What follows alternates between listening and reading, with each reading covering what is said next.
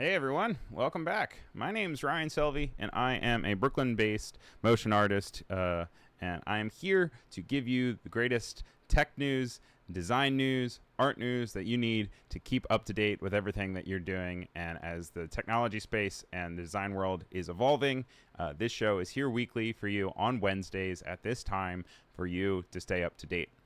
We've got a lot to get through today. This is both available as a live stream on both YouTube and Behance, and it also is available as a replay as well. So whether you're tuning in live or you're tuning in after the fact, it's great to have you here. Thank you for being here. If you are tuning in after the fact, would love to see a comment and would love to be able to get to know you a little bit more, because I know these are two separate things. Real quick, though, before hopping into everything else, just want to say hello to people who are here. Hello to Jack, who is moderating, and then hello to Keys, Oliver, Barbara, Robert, Clever, Alessandra. It's great to have everybody here, and I'm excited to hop into some of the news for you guys. So without further ado, let's go ahead and hop into some news.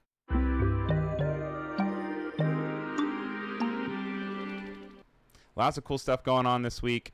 This is now officially October, which, as many of you know, is one of my absolute favorite times of year because of wonderful spookiness and good vibes. And now, even more so, I look forward to it a lot of times because it is the beginning of October prompts. Now, if you're not familiar with what October prompts are, it actually all started off back in the early 2000s with Jake Parker, who created Inktober as a means to create a reason for him to try out getting more familiar with inking and physical media.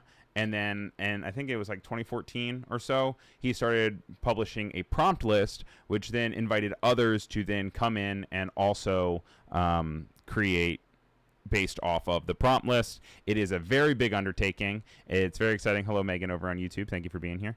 Also to Nate and everyone else joining in, as are Ostraful as well. Now, this year, the official list is here, but it also has spawned off a bunch of other very exciting ones. It's very fun because that you can see here on the bottom, there are official hashtags that you can use at any given point to look up other artists. It's a really great way to find new artists, to gain traction if you are also an artist looking to spread stuff. So right down here you can see it's Inktober 2024. Also, some people will use, like, hashtag backpack Inktober. One thing I will suggest to people definitely is, let's say you can't do all 31. It's totally acceptable and understood. Also, there is a ability to only do one if you want, or only do 3 or 4. So some people do like day 1, day 4, day 7, day 10. But I would even suggest that if there's any of these that really stand out to you, even if you just pick one, even if you just go with guidebook on day 15 and you post guidebook, I think that you can get a point to. Also, I'm seeing a thing about raindrop in the chat. I will get to that in just a little bit. But even if you just go to guidebook and you post on that day, I think that there is put a bit more space between you and the mic you're clipping. Oh, cool. All right, thank you. Trying to get it to, it's like, for whatever reason, my mic is like, it says if it has a limiter on it, and I'm trying to figure out. I hate audio. I've always hated audio. So I apologize and thank you for bearing with me. But for whatever reason, it's like maxing out at like -20, and I know that's quiet, and I know that other stuff is loud, so I have to figure out what's going on there. But let me know if this is better. Hopefully it is. I don't know. But Nate says much better. Okay, cool. Sorry about that, guys. Hope I didn't lose a bunch of people with my awful audio. But all is to say, if you're interested in growing your audience or just becoming part of it, I suggest anyone to really get into it. If these aren't the ones that work for you, tiny bit closer. Yes, a little bit closer. Okay. There's also Furry Little Peach, and Furry Little Peach does peachtober. These tend to be a lot cuter because if you're going to be doing Inktober, it tends to be a really spookier vibe, with something like grungy or Uncharted or Scarecrow. Whereas peachtober tends to be things like daisy and sparkle and paw and you know, there's crocodile on here, but I think they tend to be really cute ones. This is Furry Little Peach, and she does one every single year, and I found a lot of really cool people to follow on Instagram through this. I really like this in particular, this little skull that is also a P, which I definitely like want to find a way to use that in a design in the future, but we shall see. Another one that's really also popular is Mabs Graves does one called Drawlloween, and this is the same exact kind of vibe of 31 prompts, and these are always very spooky. So this is anything from vampire to witch to grim to goblin. Today is October 2nd, which means there already should be 2 ones up that are If I Were a Shapeshifter and Frankenstein. And then the last one that I have out here is a Discord community called Artsy Fartists. And this one is Arty Fartober. They have things like autumn leaves, sweet treats, bowl of soup, something tiny, clash of the seasons. I have no idea what a Zentangle is, but I'm sure if you Google it, you can figure it out. So these are only 4. If you look up on Instagram, you look up on other sites, you are guaranteed to be able to find something that is more along the lines of what you're looking for and what are fun prompts in the artist community that you're looking for. So that's the first thing with the different prompts for the season. Also want to call out that Adobe Max is in 12 days, guys, down in Miami. And Clever says that they know what Zentangles is. Do you know what Zentangles are? Is that appropriate? Let me know. But 12 days away, Adobe Max down in Miami. I have never been to Miami before, nor have I been to an Adobe Max, but I'm going to be there this year, and I'm very excited. I will be at the Adobe Live and Adobe Insiders booth, so come and say hello. There's lots of stuff that's ready to be announced that I cannot say because it is super secret, and I'm under NDA. But there are some really cool stuff, things coming to all the different programs that you guys are going to be able to use, and I can't wait to talk about them on this stream and other streams promptly after Adobe Max happens. So if anyone in the chat is planning on going to Adobe Max, go ahead and please throw in I'll be there, and we'll be sure to grab a coffee or just meet up and hang out or something. In some more travel news, I guess you could say, there is an update with Brazil and X. So if you didn't know this, Brazil actually banned X from being accessible in the entire city or the entire country of Brazil.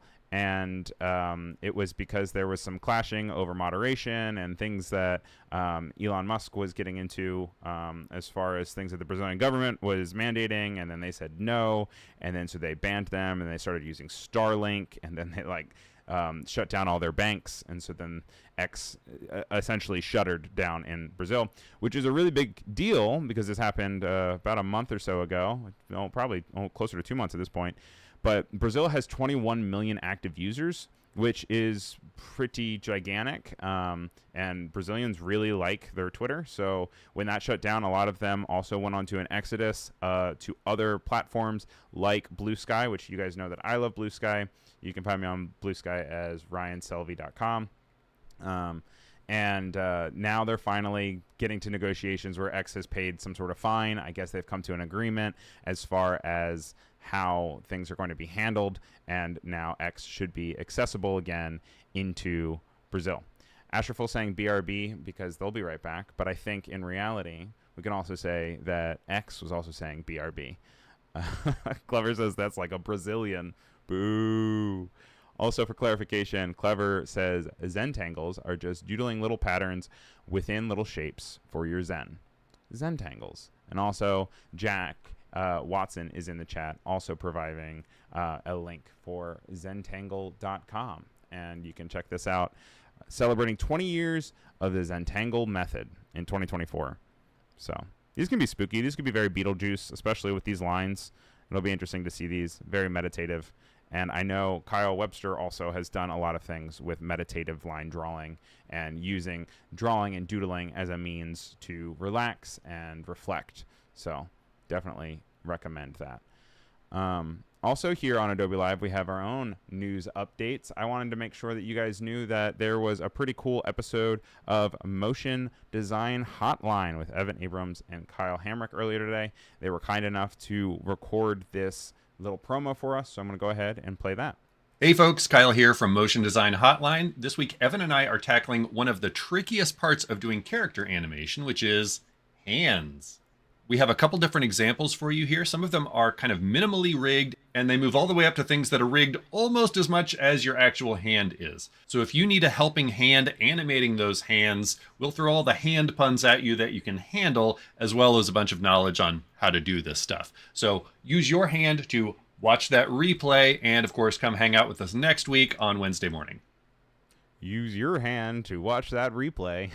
I love it. Great guys, great show, lots of fun. If you're able to catch it live, it's normally 9 a.m. Pacific, 12 p.m. Pacific. No, I messed that up. 9 a.m. Pacific, 12 p.m. Eastern, and they are a really good time, real good hoot. Even if you're not into motion, they're very fun. It's a good watch, even if you're not someone who's going to hop into After Effects. And if you're someone who's scared of After Effects, they make it really easy and accessible, and they make it just a good time for everyone to maybe flex your skills and learn something new. That is the majority of what we have. Besides, and you guys knew I was going to talk about it, some meta updates. Now, I wanted to bring this up in particular because last week or so, Meta had their big conference, and they launched these glasses. They're not fully launched for everyone. These are just a developer kit, but they are Meta getting closer and closer to the idea of wearable glasses that have holograms around you with see-through. You can see here in this demo that they have this new user interface here that has the rounded corners that are still this flat area. They use projectors that come in the side of the frames that then go across the glass. And then very similar to the Ray-Bans, have speakers that you'd be able to use, and you interact with the real world around you, but it has a hologram on it. Now, I wanted to bring this up in particular on the show because I'm always talking about the next step of design. I'm always talking about how we have to continue to train our brains to continue to think about design in more than just a 2D setting. In the same way that, we had to adapt to browser design, we had to adapt to vertical design for your phone.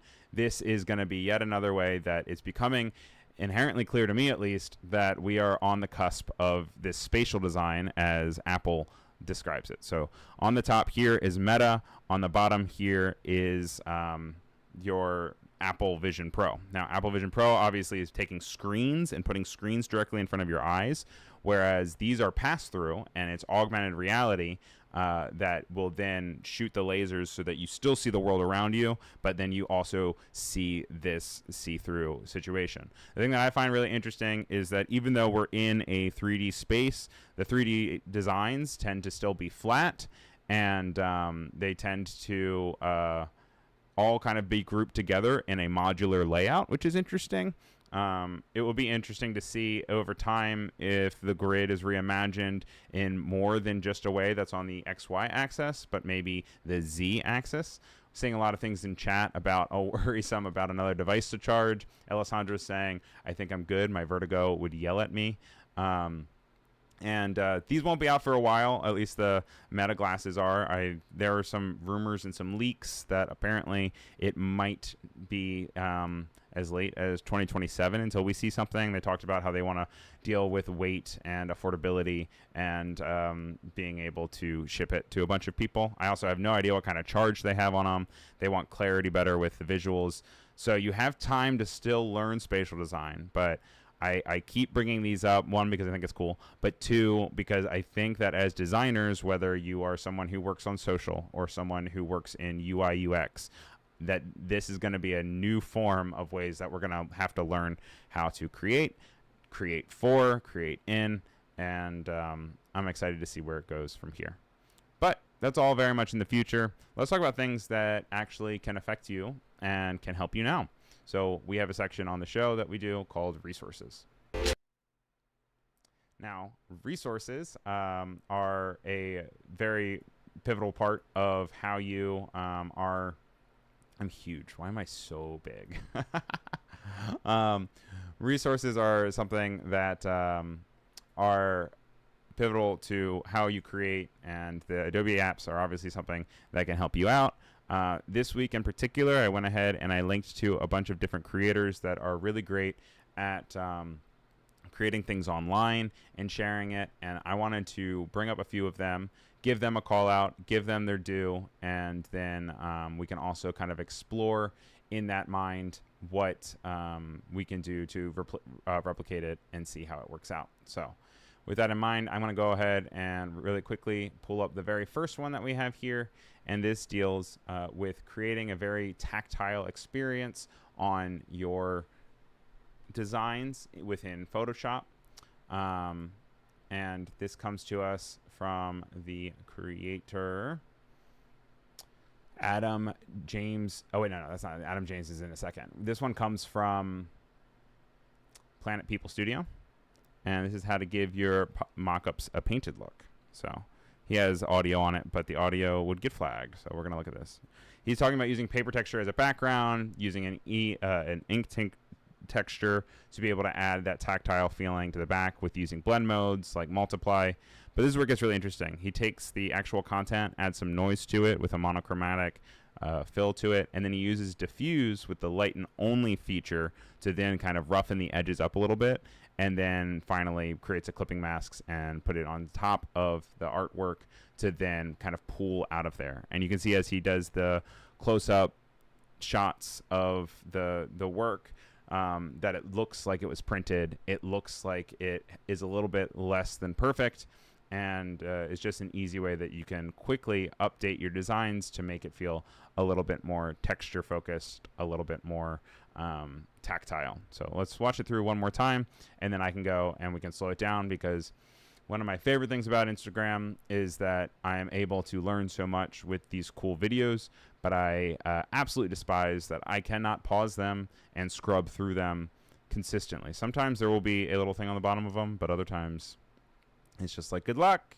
Just watch it a bunch of times, or like download it or screenshot it or something. So hopefully we can go a little bit slower here for you guys. So what we're going to do here is we're going to stay in Photoshop, and we're just going to find a new spot that we can maybe create something. I am feeling spooky, as you guys know, and I'm going to take this opportunity to create a little pumpkin, which if you guys tuned into my weekly challenge yesterday, you can see that I made a pumpkin in Illustrator. So we'll just make it, you know, here in Photoshop. Nice and easy with just some ellipse tools, holding on Alt. And one other thing that I wanted to talk about while we're doing this is that I put some other articles in the raindrop for the conversation about how Halloween is getting earlier and earlier. And this is something as designers and creators that I think we should be very cognizant of, not only because, you know, I really like, I just really like Halloween, but also from the evil capitalistic standpoint of it, that people are looking forward to it in a way. This is a path. We want to change the shape. Looking forward into a way that people are starting to buy Halloween decorations as early as like August now. And this was really highlighted that in COVID, Home Depot apparently made a big selling point with their gigantic skeleton that everyone was using. And basically it was so successful and it sold out so quickly that now all these other markets, especially people who sell decorations, are now learning that they should start to really lean into Halloween as early as August. I know this is also something that happens in Disney World. Disney World has a Halloween party at the very beginning of August, which used to feel super early, but now it is just become even more and more commonplace. So you say, why, Ryan? I like my holidays to stay in the month that they are. And to that, I say, good on you. But the rest of the world is changing. These are the new times. And I would implore you to at least explore, especially if you're creating content for other people to buy and purchase, to at least explore the idea of having a little bit more festivity a little bit earlier than maybe traditionally we anticipated Halloween to be. So yeah. Also seeing in the chat that Texture Labs, Brady touches on the idea of implementing textures also into your work. And that's a really good call out. Thank you for sharing that, Nate. Appreciate you. I'm going to go ahead and copy and paste it also over into the YouTube chat. The Adobe Live person is also putting the thing in there, but that's me because I am Adobe Live. Clever says autumn and Halloween started in July at the craft store near me. Clever says blink and you'll miss Halloween because Christmas is lurking around back. I know. When I've been buying Halloween decorations, I have actually started to find out that they're like sale on holiday stuff. I'm like, oh, cool. And then I click it and it's all Christmas stuff. And I'm like, yo, you can still take my money for Halloween. All right. So real quickly, we're just creating a cute little jack-o'-lantern. Super easy. But as you can see, it feels quite vector. It feels quite digital. So what I'm actually going to do is I'm just going to select everything that we just made. And I'm going to merge it all down into one with Control E. It's going to turn everything into a shape that's the same. So what I'm going to actually do to make it easier is create a new layer that's not a shape. And then that way, when we merge them all together, it's not going to try to make it into a smart object or a shape. It just becomes its own thing. Now, if we go here and we say filter, noise, add noise, we're going to get this. It looks awful, but you just have to do it kind of to the level that you want to. I say bring it down to 2.4 in this situation, but the edges are still crispy clean. So what he does in his example is he goes to filter, stylize, diffuse, which gives us another option here. And you can do normal, you can do darken only, you can do lighten only. And I don't know what anisotropic means, but it does not look the way we want it to. So just switching it to lighten only will give you these really rough edges that kind of get roughed up. And as you do that, it kind of begins to look a little bit more grounded and as if it was printed. Now, in his example, he used some paper textures. You can get paper textures really from anywhere. You can get them from Adobe Stock. You can get them also from free websites, but then other people are going to necessarily maybe have them. But for this case, I'm just going to go grab one real quick and we'll drag it onto it, and I can show you how you can then take it. We can put it maybe behind the pumpkin here. He did what, a multiply? Adds kind of a tactileness to it. And then he also went and he took a grunge layer, and with the grunge made like a bitmap out of it, I think, and then used that to then pull out of the creations here. So same thing, we're going to put this on top. Now this is not, a singular color like we may want it to. So what I'm going to do is I'm going to create a new adjustment layer. Going to go to, we could do threshold even, and that'll kind of give us this vibe. We're going to merge it down, and then by creating a clipping mask out of this, right click, and go to create clipping mask. Also, you can do Alt-Control-G, and we're going to kind of find a place where it's a little bit spread out. And he does what? Divide. You can also do subtract if you wanted to. It doesn't look how I want. Maybe we invert it, then it has a little bit of this. You can also always use your wand tool and select and then click similar. It'll highlight everything that you have here, and maybe you put a mask on here. I'll invert it. That way some of the little purple is coming through. This obviously doesn't look fantastic. You might want to mess around with more of your textures and your grunge and getting the thing that you want. You also want to make sure that it matches maybe the color that you have. We could also always go in here and we could change the coloring of said this clipping mask. We're gonna make a clipping mask out of this guy though. Do you know this little button down here is a clipping mask thing? It will make it automatically thing. I did not learn that until like a month ago. It's very upsetting. I'm gonna crank that. We'll switch it up. This goes on the threshold. Now, make this normal, right? Bring up the lightness. Maybe make this like a purple. Then we'll bring this together. Then we'll create a clipping mask again. And here you can kind of start to mess with something that's like a little bit more close to what you want. Ooh, that looks nice. That wasn't my intended original thing there, but you could also do something like a color burn. You know, mess with the opacity. Gives like another layer of texture. But continue to play with it. Play with grunge, play with texture, and it can make your artwork feel a lot stronger. That wasn't the only resource we have. We also have one from Pix Imperfect, who we have had on Adobe Live several times. And I'm going to make sure I can pause this real quick. This is all about removing blemishes. Now, this one, he does not have music here. So I'm going to go ahead and share my audio, and hopefully we can do this, and it should work. So let me know if you guys are going to be able to hear this. I hope I don't blast your ears out. You can't hear it. Give me a second. Ba, ba, ba, ba, ba. Oh, wait, that's because guess what? I can't hear it, goofy goober.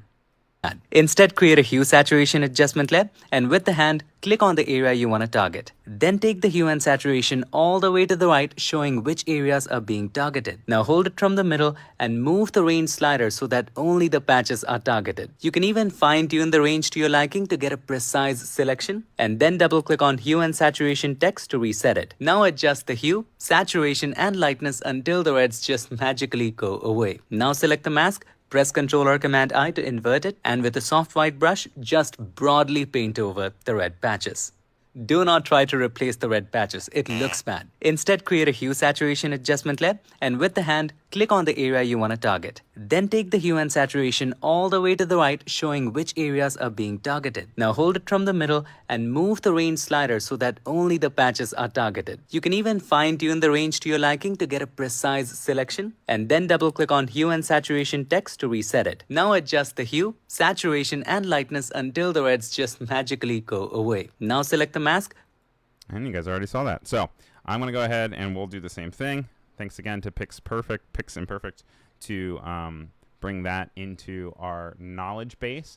And I'm going to just show you guys kind of how it works in practice when it's, you know, not all just finally produced. So she has a little bit rougher pimples here, whereas like that might have been rosacea, and this is more of like acne. That said, this is something that you can do still with acne, and then you can also do what you want to kind of finesse it afterwards. So I'm going to, as he said, go to hue and saturation. You click on the little hand here, and then you select some of the red that you'd like to remove. It's going to move this for us, as Pix Imperfect was saying. You bring up the saturation. You maybe bring the hue around all the way up, and then we kind of will just drag this small area around until it identifies the area that we'd like to adjust. You know, you can also affect how wide of a stance it has if you want to bring it up or down. And so we just kind of want to get the basic area. It's also identifying her lips, but that's not as big of a deal. What you can do here is then double click on hue, double click on saturation. It goes back all the way. Hello to Winter Powell. It says, I'm pro Halloween all year long. I am also a huge Halloween fan, but your name is Winter. So what are we going to do about that? We've got to change your name to Autumn. It's important. Thank you for being here, Winter. And I'm also there with you. I'm a big Halloween fan myself. Now, also Winter's a very pretty name. Now we're going to go to our hue, and now we're going to kind of, we got to make the clipping mask first, which we can do here. Oh wait, no, I messed it up. I got distracted with Halloween. Go figure. We're going to quickly again click here, bring up our hue, our saturation, bring it over. What are we going to do about that? Hey, Victoria. Good to have you here. And so now that we have this, we're going to double click on saturation, double click on hue. And now we can kind of mess with the hue to get it a little bit closer to a brown maybe. Bring up the lighting a bit more. We can bring up or down the saturation as needed. And you can see they're starting to disappear. Don't worry about her lips. I know she looks like she is dying. And we can kind of continue to edit it ever so slightly. I want to make sure that it's closer to what we have. So with that in mind, you can now turn this into a mask. So we're just going to do Control Delete or Alt Delete, Shift Delete. Why do I never know this, dude? Shift D. Oh, that's because the other thing was open. Got it. Then Control D. And that makes everything go away. We're going to go into our brush quickly and have a soft brush. Bring up the size. And from there, we will make it a white brush so that it says everywhere on this mask. It will get rid of it. And we can kind of highlight these. And it brings it down. And the reason I like this one more so than other kind of experiences, like you can still see that there's a little bit there, but there is a nice idea of having some sort of not perfect skin. Alternatively, if you don't want to do that too, guess what you can do? You can always just go to the selection brush. Don't tell Piximperfect I did this. You can always do this, you guys, because we live in the future. And now you can just go to Edit, Generative Fill, and guess what, fam? It's gonna be gone. I think so. This is more for like rosacea, or like if someone has lupus or something and you want to kind of bring down the reds on it. But you can also just use handy dandy generative fill, which is my crutch that I will use for the rest of my life now. And then I got one more wonderful YouTube video for you, and this comes from Adam James Creates. He's saying, don't in Illustrator use a circle to go around, and instead go to Appearance, Add Fill, Add Stroke. It'll add a stroke around it, but then going to FX Convert to Shape and adding an ellipse will then create a fact that you're able to go in here. Now, this is really helpful, especially if you're creating a template. If you're doing something just super fast and you're just doing it once, I could see that maybe you would not want to necessarily do this. But I definitely think that in the means of having like a stroke and a fill and being able to have responsive type, this is be very cool. And then you can change it, and then it'll automatically adjust around. So once again, that is Adam James Creates on Instagram. I just found his Instagram recently, and he has a lot of really great stuff. Sometimes he takes like a lot of steps for stuff, but I think it's a lot of really responsive design, which is nice. Like there was also this one with stacking boxes, which like you could do this and and just have it work out. But if you want to make it responsive and the idea that it's kind of a thing, he walks through a whole piece of it. So it's really cool. So make sure you check out his stuff. Very cool. And with that, I think we should go hop on into ReBrand. None of my transitions aren't playing. So we'll go. All right, so ReBrand is the section that we talk about new updates to famous brands, big and small, and how they look, and how you can also come in and do similar things yourself. So one of the first ones that I wanted to talk about is this logo and branding for West Loop by Landor. This was reported on the website BP&O. They have a really great write-up. This is from September by Emily Gosling, and it is a very Threads-looking esque rebrand, but I think it's fun. I really like the motion graphics of it and the moving type, and I wanted to show you guys if you wanted to create something like this, because this is also very prevalent as well in Threads branding, how you would be able to do something maybe kind of similar. You can see here they're doing a trim path to show how the text is working and how things kind of scale. But if you wanted to do it on your own, I wanted to quickly show you guys how to do it in After Effects. I'm sorry, but I love Ryan's reaction to no transitions just as much as I love when they are working. That was cold. Thanks. Well, I'm glad you're having fun with it. Got to make sure that it works next week, though. All right. So I just opened up a new composition. Doesn't matter how big it is. Doesn't matter how small it is. It's just a composition. This will work no matter what you're doing. I'm going to go to the pen tool, and we're going to just create a random shape. Here, they do like loops a lot, I guess because it's like the neighborhood is called the loop. But we create a random shape. And then I'm going to just bring up the stroke and make it nice and fat. Maybe space it out a little bit more. And then we are going to create some new text. And we're going to say, in Clever's words, oh my gosh, I love that squiggly jiggle.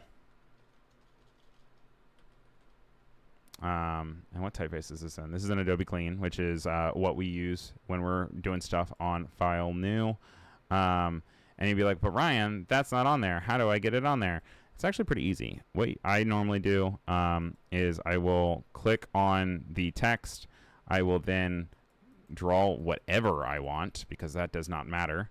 We will then twirl down the shape layer that has our fun squiggle. Hi, Afrija. Welcome to it.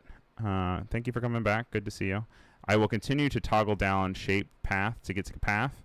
I'm going to then toggle down our area where we have our mask. I'm going to navigate to max path. I'm going to copy the path from our squiggle jiggle, as Clever calls it. And then I'm going to bring it over to max path, and I'm going to paste it. You'll see that now there is a mask that is where the previous mask was, except it's off center. So we just click and drag it to line up with the line that we want. You'll be like, Ryan, the text is still not on there. Don't freak out, guys. I got you. Don't worry about it.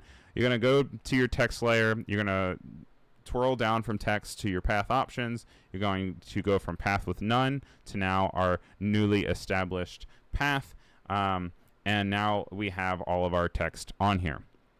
How we animate it is we have a first margin and last margin, which you can drag and keyframe as well. So we're going to... we could just copy and paste it a few times, because then with that text, then I'll even put little things here so that it pops up. And then we'll just go, let's do it like a bunch of times. Then we'll say the first margin is here. We'll go forward a few seconds, and we will... Let's see if we can match it up so it just looks like it loops. So that needs to be like right about there. So it's like there. We're going to bring down the work area. And then if we play it, that's way too fast.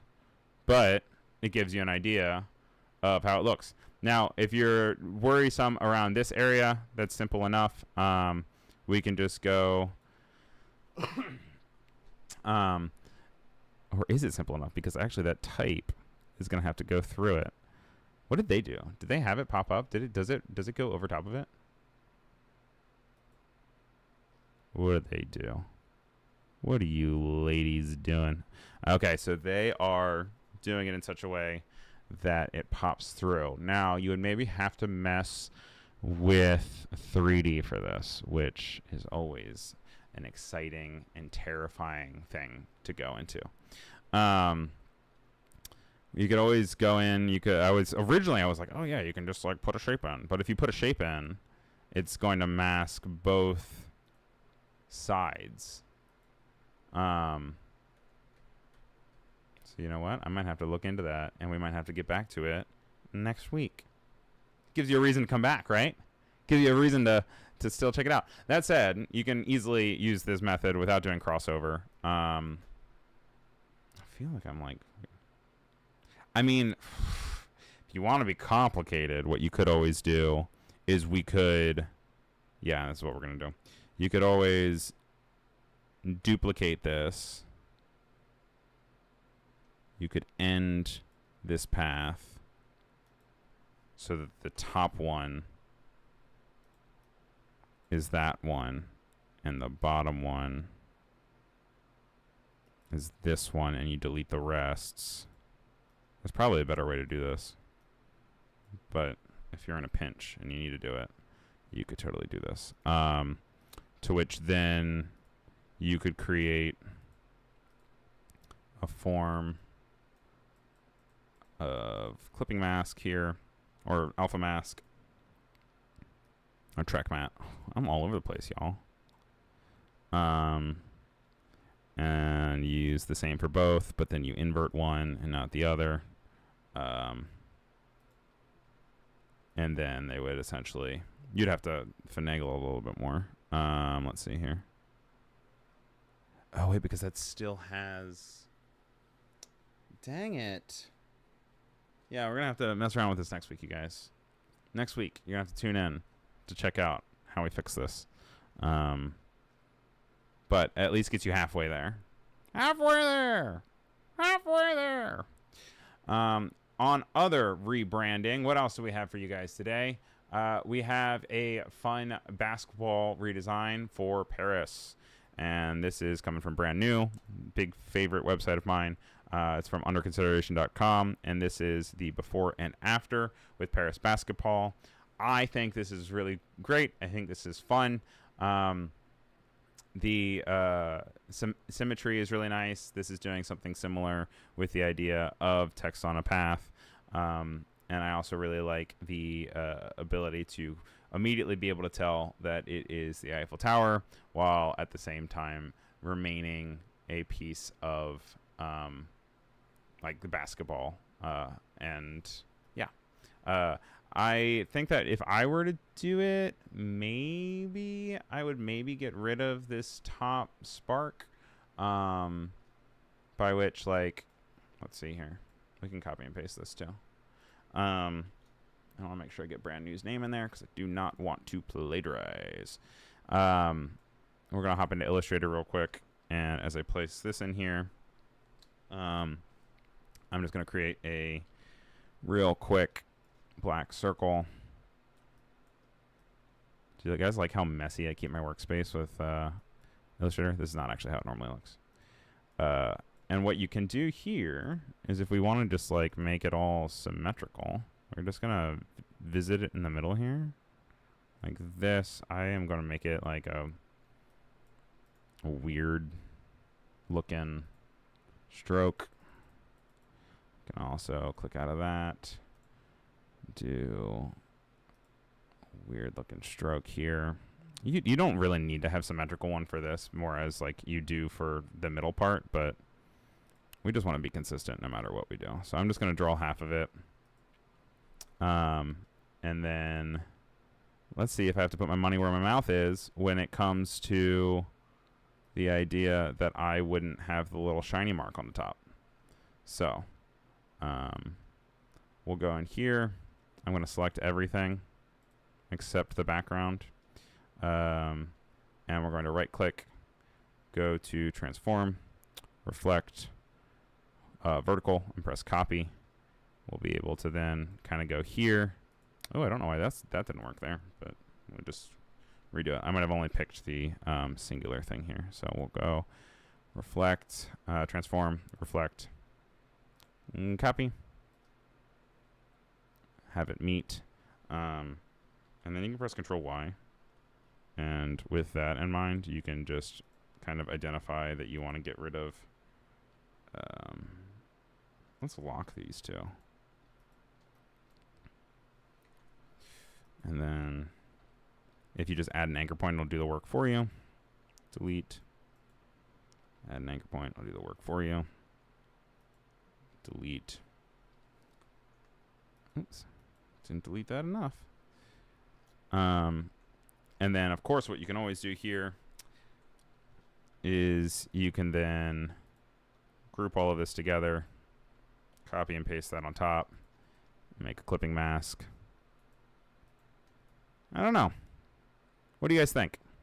Oh, you can also see that they actually took the time to also make this have black underneath of it so that you wouldn't see it. Also, we still need to change it so that it's all white, right?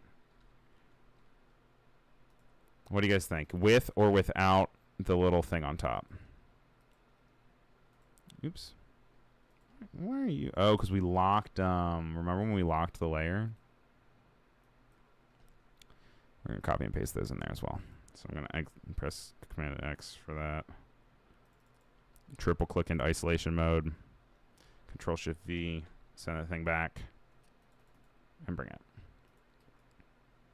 And then, yeah, without the little sparky thing, it says winter. Yeah, I agree. I think that it's just as strong without it. But, you know, oh, did it freeze up? What happened? Cancel. What's going on?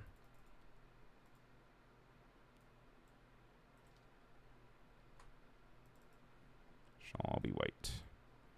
Make this white as well. Right? I think it's fun. But I also still like it with a little shine. I think it's cool no matter what.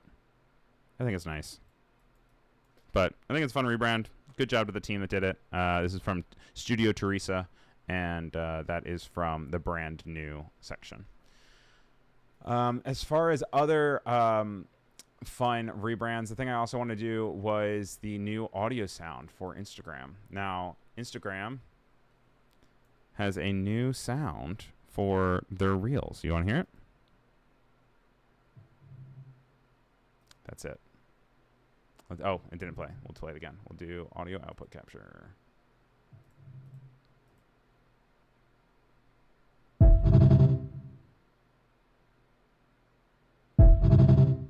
Now, this comes as a means of end kind of bumper to then have at the end of every reel.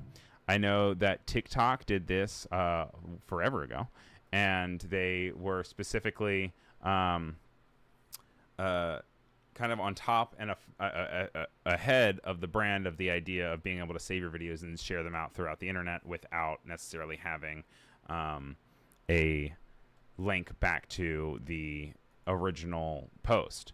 Now, I think that this is super important because sonic branding is becoming something that is very important. I mean, obviously there has been sonic branding to a point of like jingles or stuff, like you think of like Intel, or you think of like Netflix with the dun dun. But it's becoming more and more something that we interact with on a regular basis, with TikTok being able to do that as well. Home Depot, I think, did something really strong with they created a sound that people were using in all of their reels that was the Home Depot music. And so when you're creating designs, when you're creating motion graphics, when you're creating user interfaces, just keep in mind that people are going to be interacting with that sound over and over and over and over and over again. Of course, you can use sound libraries, you can use sound effects that are readily accessible, but I think coming up with your own sound is really strong. As far as that noise for Instagram, it has to be something that is passable enough so that when you hear it 1,000 times, it doesn't drive you crazy. So I think the first few listens, a lot of people were like, what is this? It's not that great of a sound. But as far as the music goes for when you listen to something over and over again, I believe sentiment will change on that. And of course, I should always preface this as well, but this is my opinion and my feedback, and not on the official response of like Adobe as a corporation or whatever. So yeah, and then we got about 5 minutes left, so I would love to do font of the week, and I bet you it's not going to play. Font of the week. So font of the week, I have 2 this week actually, and because of spooky season, I made sure that we at least had one that was spooky. And the first one that is spooky is called Spellcaster, and the reason I like Spellcaster a lot is this is available on Adobe Fonts. I like this one because it is spooky without being overtly like ugly. Like you could technically kind of get away with this outside of October, but this one within October, like it has like a Ouija board thing here on the top left. I think can get away with a lot. We're gonna write file new out here, and we're gonna put it into Spellcaster. Now, there's multiple different ways. If you go with the italicized version, I think that specifically gets very spooky very quickly. It feels kind of like a witch's spell book or something. But if you were to maybe dial it down a little bit and not use the italicized version, maybe you just do bold or regular, while it still feels spooky in its own right, I think with different context, you could easily make this into something else. This comes to us from the Foundry, and I can tell you in just a second. This comes from the Foundry Comic Craft, as you can see right here, and this is from John Rochelle. This has 4 weights that are available, and that is in both the regular, the italic, the bold, and the bold italic, and it has a lot of fun little accents and character added to each different letter, which is very fun to be able to mess around with. And then let's see if they have any glyphs. I always like to see if there's a good glyph situation happening here. The glyphs are nice. It looks like they have all the basic ones, you know, the hashtag for you or the pound sign, depending on how old you are. And they even have They even have the Comic Craft logo in here, which is always kind of nice. They have some other letters that are not Latin. They got some Greek alphabet in here as well. They have some accents on all of them, so you can really spell it up if you want to. They've got a trademark logo, amongst other things that are probably real helpful if you need to do a big copy with a lot of body copy, because this can handle body copy very well. And then the one other one that we have for this week is called Salo. The reason I called this one out is because this is a variable font that is actually not what you would expect when it comes to variable. When it comes to variable, I always think of variable as in just like this is the thinnest it can get and this is the thickest it can get, whereas the type changes as you mess with the variable type. So I'll show you what I mean by that. We're going to put up file new here. We're going to switch it to Salo. Push it to Salo. And you can see that it's a very like sans serif typeface. But if we want it to feel a little bit more serify and a little bit more character, you can just change the optical size, and we're going to change it. And you'll see that as we subtly change it, it's going to change it into something like this is the same typeface. This is a variable typeface that just switched from that super regular sans serif to having these really sharp curves that feel a little bit spookier. And it doesn't have to be binary of one or the other. If you want it to kind of be in between those two, it'll switch it. See, so this isn't quite the one that had the sharpest turn, but it's also not the thinnest one as well. So you can always bring it all the way back. You know, you can do it even in between those two if you still want it to only be a little bit, if you want it to, you know, be all the way. And so I really like this because this is the first time I've seen really the changing of like the form of the letters with variableness rather than it just being letter forms. And this is from Capitalix and made by Matus Machalski. And very cool. You can animate this as well, which is also a really fun way to do. In After Effects, you can animate some variable type if you wanted to. And yeah. So that puts it at just about time, you guys. Thank you for riding along this file new. We will be back for one more show next week. Same time, same place, right here on Adobe Live. That is 3 o'clock on the East Coast and 12 o'clock on the West Coast. You can check out all of our replays on the Adobe Live website or Adobe Live channel. And my name is Ryan Selvy, RyanSelvy. You can find me on Instagram as Ryan Selvy. You can find me on Blue Sky at ryanselvy.com. Thank you to everyone who tuned in and kept me company in the chat. And if you guys are watching the replay, make sure you leave out a comment so that I know that you were here and I can say hello and thank you for watching. But take it easy, and I will see you all next week.